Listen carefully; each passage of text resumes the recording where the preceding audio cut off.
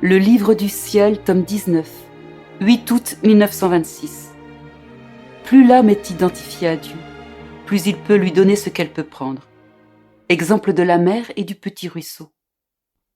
J'étais dans mon état habituel et je me sentais tout abandonné dans les bras de Jésus.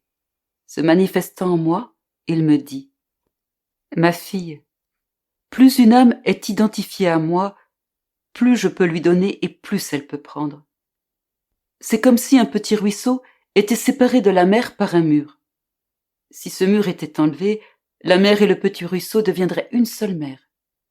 Si les vagues de la mer s'élèvent et débordent, le petit ruisseau reçoit l'eau de la mer. Les eaux de la mer se déversent à travers les fissures du mur, de sorte que le petit ruisseau reçoit continuellement les eaux de la mer et comme il est petit, il grossit et rend à la mer ce qu'il a reçu pour la recevoir ensuite de nouveau. Cela se produit parce que le petit ruisseau est près de la mer. Et s'il en était éloigné, la mer ne pourrait ni donner ni recevoir, et la distance pourrait même l'empêcher d'en connaître l'existence. En disant cela, il me faisait voir en esprit l'acte de la mer et du petit ruisseau. Puis il continua : « Ma fille, la mer est Dieu, le tout petit ruisseau est l'âme, le mur qui les sépare est la nature humaine. Les débordements, les vagues qui s'élèvent continuellement pour se déverser dans le petit ruisseau sont ma divine volonté qui veut tant donner à la créature afin que le petit ruisseau, rempli et débordant, puisse former ces vagues gonflées par le vent de la suprême volonté et se déverser à son tour dans la mer divine pour être rempli à nouveau et pouvoir dire : « Je vis la vie de la mer et même si je suis petite, je fais moi aussi ce qu'elle fait.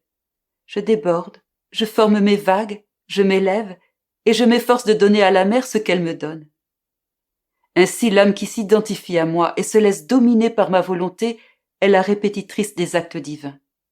Son amour, ses adorations, ses prières et tout ce qu'elle fait constitue le déversement de Dieu qu'elle reçoit afin de pouvoir dire : « C'est votre amour qui vous aime, votre adoration qui vous adore, vos prières qui vous prient. C'est votre volonté qui, m'investissant, me fait faire ce que vous faites et me fait rendre ce qui est à vous. » Jésus garda le silence, puis saisi comme par un irrésistible accent d'amour, il ajouta : « Ô puissance de ma volonté, combien tu es grande. Toi seul peux unir les plus grandes et les plus hautes choses avec les plus petites et les plus basses, pour les rendre une.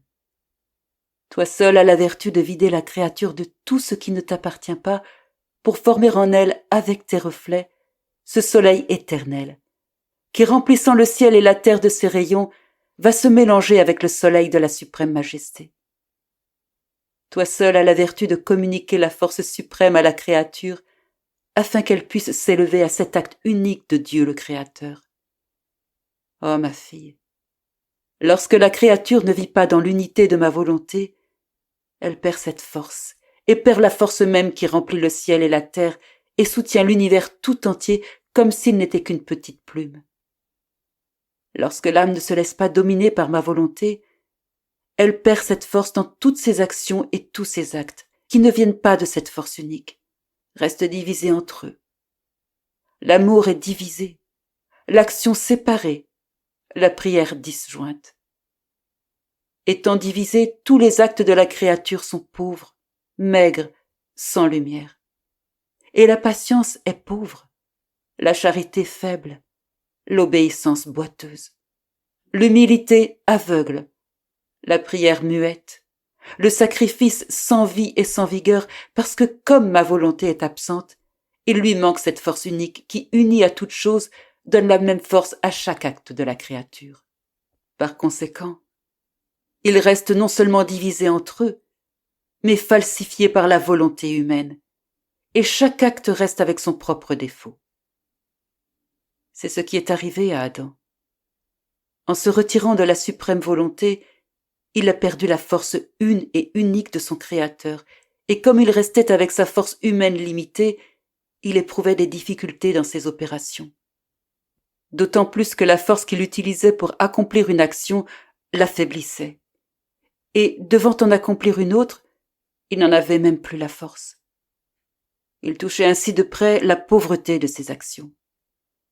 N'ayant plus la même force, Elles étaient non seulement divisées, mais chacune avait son propre défaut. Il en était comme d'un riche seigneur qui possède de très grandes propriétés.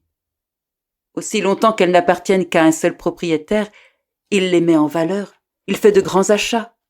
Qui sait combien de serviteurs il possède? Et avec les grands revenus qu'il reçoit, il continue à faire de nouvelles dépenses. Mais supposons que cette propriété soit divisée entre plusieurs autres héritiers. Sa grande puissance est déjà perdue. Il ne peut plus vivre comme avant, ni faire de nouveaux achats. Il doit limiter ses dépenses et ses serviteurs sont peu nombreux. Sa grandeur, sa seigneurie ont disparu. Il n'en reste que des traces. C'est ce qui est arrivé à Adam. En se retirant de ma volonté, il a perdu la force unique de son Créateur, et avec elle, sa seigneurie, son empire, et la force de vivre comme avant.